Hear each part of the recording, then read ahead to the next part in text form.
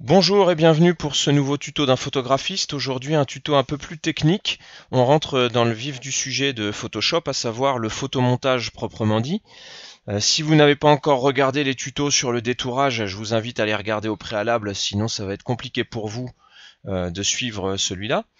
Donc on a détouré une image. L'intérêt de détourer une image, c'est de l'isoler. Alors sur cette photo qui est présente à l'écran, on souhaite isoler cette fleur rose, donc sur laquelle on va effectuer un détourage. Donc moi j'ai déjà effectué le détourage au préalable pour le tuto. Donc je vais dans la palette ici tracé, je sélectionne mon tracé. Ici il apparaît bien surligné en bleu, donc j'ai bien sélectionné mon tracé. Et je vais le transformer ici en sélection. Voilà, donc j'ai récupéré ma sélection et je retourne ici dans ma palette calque. Jusque là, que des choses connues si vous avez déjà regardé les tutos précédents.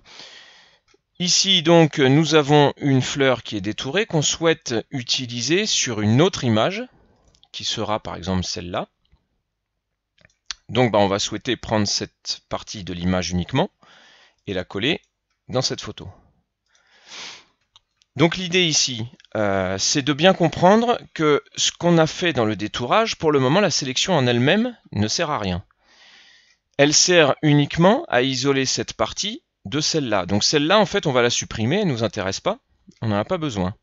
Le problème, c'est que j'ai possibilité de supprimer le contenu, seulement je vais le supprimer définitivement. Donc par exemple, si je fais sélection intervertir, donc j'intervertis ma sélection. Donc ici, ce qui est sélectionné, c'est cette partie-là, pas la fleur.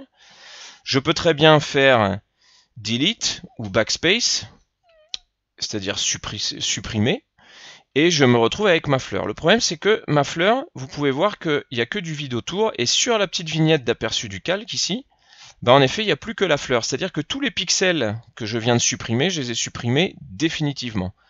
Ce qui ne m'arrange pas forcément, parce que ça veut dire que cette image, je ne vais pas pouvoir la retravailler ultérieurement. Donc là, je vais faire CTRL Z, donc j'annule mon opération. Et l'intérêt du masque de fusion ici, ça va être de travailler sur ce qu'on appelle la couche alpha. La couche alpha, on va simplifier. Pour simplifier, c'est la couche de transparence d'un fichier de Photoshop. Donc ici, la couche alpha, en fait, va se situer dans notre palette ici. Il y a un onglet couche. On a bien donc notre image RVB en 3 couleurs. Et puis on a les rouge, vert et bleu séparés avec des degrés de noir, blanc, gris, on va dire, pour chacune des 3 couches, puisqu'on est en RVB. Ici va venir s'ajouter une couche supplémentaire qui s'appellera la couche alpha, qui va correspondre à notre masque de fusion. Jusque-là, tout ça est très théorique et vous vous demandez peut-être où on va en venir. C'est simple, on va réaliser dès maintenant l'opération pour comprendre comment ça fonctionne. Donc on retourne dans notre onglet calque ici. On a détouré donc notre partie d'image. On va prendre notre calque ici et on va le glisser sur cette icône en forme de masque en bas. Et vous voyez que pour le moment, à l'image, rien ne s'est produit. En revanche, dans la palette calque, on a une petite vignette blanche qui est apparue, encadrée avec des petits crochets autour, qui est en fait tout simplement le fameux masque de fusion sur lequel on est en train de faire un tuto. Pour le moment, il est tout blanc. Ça veut dire qu'on n'a rien fait dessus. Pourquoi? Je retourne dans mon onglet couches. Ici, vous pouvez voir qu'on a toujours nos couches, donc RVB, c'est-à-dire le cumul des 3, et les 3 couches séparées ici. Donc ici, si je décoche les yeux, on s'aperçoit que on obtient une image qui n'est plus composite, mais pour laquelle on n'a qu'une partie de l'image, etc. Donc rouge, vert, bleu, etc. Ici, on a un calque qui s'intitule calque 0 masque. En fait, il vient d'être créé en même temps que notre masque de fusion ici. Comment ça fonctionne? C'est simple. Sur une couche alpha, tout ce qui est en blanc est apparent et est modifiable. Tout ce qui va être peint en noir va être absent de l'image, va être transparent et ne sera pas modifiable. Donc ici, dans cette petite case qui pour le moment est toute blanche, elle est toute blanche parce que toute l'image est apparente et pour le moment, donc c'est visible et c'est modifiable. Nous, on a notre sélection qui est prête ici. Si on veut supprimer la partie qui est autour de la fleur, on va tout simplement peindre dans le masque de fusion, donc pas ici, mais bien ici, dans la petite vignette masque de fusion, on va peindre la partie qu'on souhaite supprimer en noir. Pour ça, rien de plus simple. On va prendre le pinceau ici. On va le régler, donc là il est tout petit, je vais cliquer droit et le régler sur un énorme diamètre, comme ça couvrira ma photo. Ici je vérifie que je suis bien en noir et je peins. On obtient le même résultat que tout à l'heure, donc vous allez me dire quel est l'intérêt. L'intérêt, il est que nous avons un masque de fusion, donc je peux même supprimer ma sélection à présent. Donc je fais CTRL D, je désélectionne.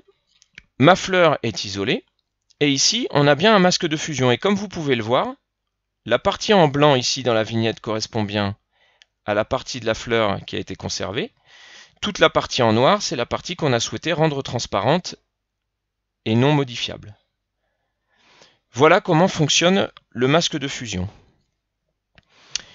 Petite précision, si vous êtes sur le calque d'arrière-plan, vous aurez peut-être un petit verrou ici, le petit cadenas qui sert à verrouiller le calque. Je vous conseille de le déverrouiller avant de réaliser l'opération. Maintenant qu'on a créé ce masque de fusion, quels sont ses intérêts ? Son intérêt, c'est déjà de conserver toutes les informations du fichier original sans rien perdre. Tout à l'heure, quand on a fait supprime, on a supprimé les pixels, réellement, de l'image. Donc il ne nous restait plus que la fleur. Si on enregistre notre fichier et qu'on le reprend un autre jour, on ne pourra pas revenir en arrière. Ici, avec le masque de fusion, on voit bien que l'image est toujours complète ici et que le masque de fusion se contente de masquer la partie d'image qu'on ne souhaite pas conserver. Donc ça veut dire que l'opération est réversible. Vous pourrez revenir en arrière. Ça veut dire également qu'on peut récupérer, ça c'est un intérêt aussi du masque de fusion, on peut récupérer facilement la sélection qu'on a réalisée. Comment? Tout simplement en enfonçant la touche CTRL, ou commande si vous êtes sur Mac, et en cliquant sur le masque de fusion. Et vous voyez que ici, en effet, les petits pointillés de la sélection réapparaissent. Donc on clique bien sur le masque de fusion et pas sur l'image, ici sur la petite vignette noire et blanche. Donc CTRL, clic, on récupère notre sélection. C'est un autre atout du masque de fusion. On peut également désactiver le masque de fusion. Donc c'est là que vous allez voir, donc je désélectionne.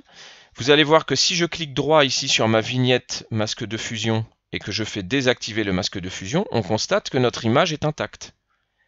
On a désactivé le masquage et donc l'image réapparaît comme elle était au départ. Donc on n'a pas perdu de pixels en route. Donc ensuite, il suffit de le réactiver si vous le souhaitez.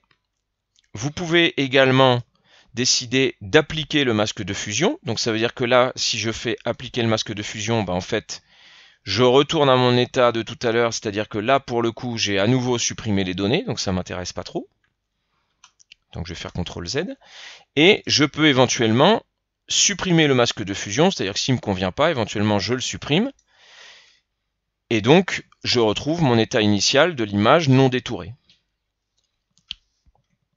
Voilà pour le fonctionnement du masque de fusion. Quel est l'autre principal intérêt du masque de fusion? On l'a dit, on est dans du photomontage. Quel est l'intérêt du photomontage? C'est d'assembler plusieurs images ensemble. Or, le masque de fusion, c'est l'outil par excellence pour réaliser ce genre d'opération. Donc là, ce que je vais faire, c'est que je vais refaire l'opération rapidement. Je sélectionne mon tracé, je le transforme en sélection. Je retourne ici, j'ajoute mon masque de fusion. J'intervertis ma sélection.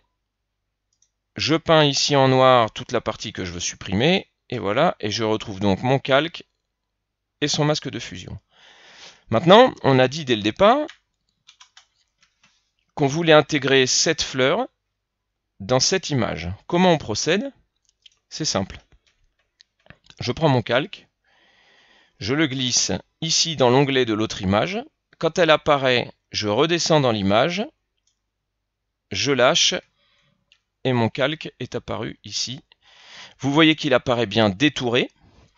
Vous voyez que ici dans la palette calque, on a bien toujours notre image d'origine avec son masque de fusion. Donc ça veut dire que c'est toujours éditable.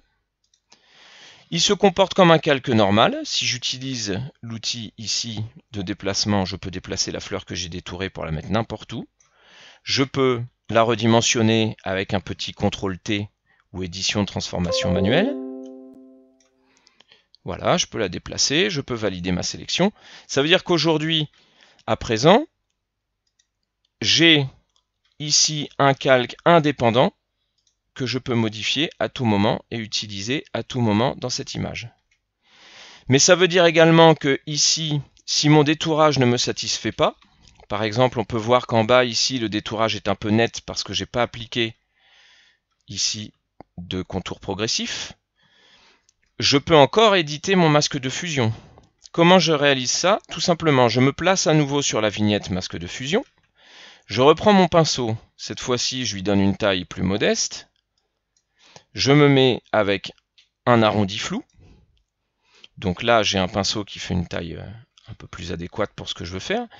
Et on a dit tout à l'heure que tout ce qui était en noir disparaissait, tout ce qui est en blanc réapparaît. Donc qu'est-ce que je peux faire? Il suffit qu'ici, j'aille inverser mes couleurs. Au lieu d'utiliser le noir comme couleur de premier plan, j'utilise le blanc. Ici, je peux zoomer. Mon pinceau qui a un léger effet flou va me permettre d'ajouter du flou. Et donc qu'est-ce que je fais? Je passe sur les bords de l'image comme ça.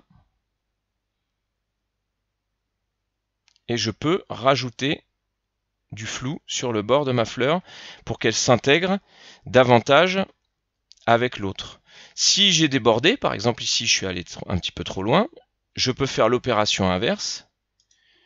Je prends ici ma couleur noire et je vais ici venir supprimer ce que j'ai rajouté en trop. Et ainsi de suite. Ce qui me permet de créer des effets de flou qui vont me permettre également d'intégrer cette fleur plus facilement, comme je fais là par exemple, dans l'autre image qui est en arrière-plan.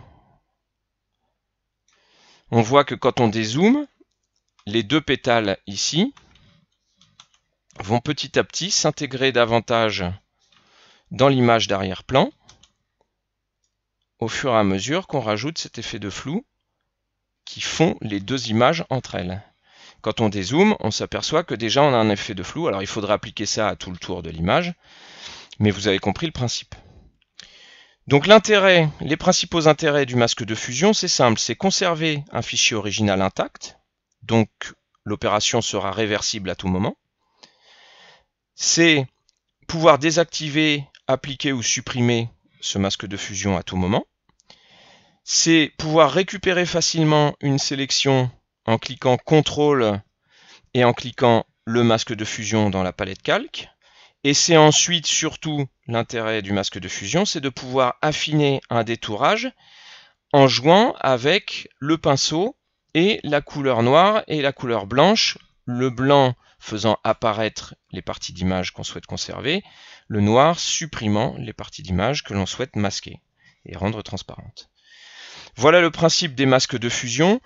C'est un principe qu'on va utiliser tous les jours dans Photoshop dès qu'il sera question de mixer plusieurs images entre elles. Et on va voir dans un prochain tuto que c'est également la méthode que l'on utilisera pour les calques de réglage. Voilà pour ce tuto un peu long et un peu technique sur les masques de fusion, mais c'est un outil qui est indispensable dans Photoshop.